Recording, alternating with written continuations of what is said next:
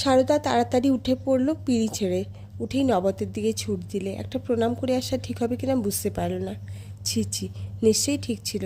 মনে মনে তাই এখন প্রণাম করল রামকৃষ্ণকে। পূজ্য পূজকে ভেদ নেই সেই ভাবাতীতের রাজ্যে। লক্ষ্মী বললে, তোমার এত লজ্জা, তুমি কাপড় পরাতে দিলে কি গো? কি জানি, আমি তখন কীরকম যেন হয়ে গিয়েছিলাম। তারপর উনি তোমাকে মিষ্টি খাওয়ালেন, পায়ে ফুল দিলেন, হাত দিলেন, তুমি ঠায় বসে রইলে। কি জানি বাপু, বসে রইলুম, সব দেখছি বটে, কিন্তু কথা বলতে পারছি না, নড়তে চড়তে পারছি না। আর কেউ টের পেল না? কি করে পাবে, দরজা বন্ধ যে। তুমি মহাশক্তি, মহাশক্তি না হলে এই পূজা গ্রহণ করে এমন শক্তিকার। সেই থেকেই ভাব হয় সারদার। নবতের ঘরটিতে শুয়ে আছে সারদা, তারই বিছানার একপাশে যোগেন মা ঘুমাচ্ছে। রাত্রে কোথাও হঠাৎ বাঁশি বেজে উঠল। বাঁশির স্বরে ভাব হলো সারদার, যেন সে বেণু বিনোদিনী রাধিকা হয়ে গেছে।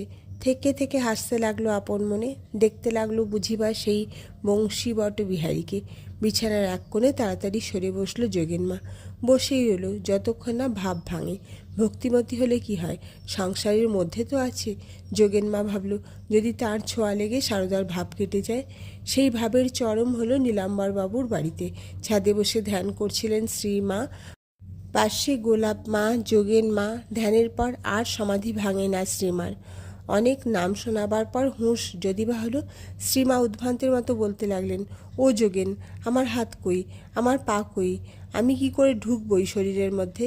শ্রীভক্তেরা শ্রীমার হাত পা টিপে দিতে লাগলো। এই যে পা, এই যে হাত, তবু দেহটা যে কোথায় পড়ে রয়েছে চট করে খুঁজে পাচ্ছেন না। সারদা চলে গেল নব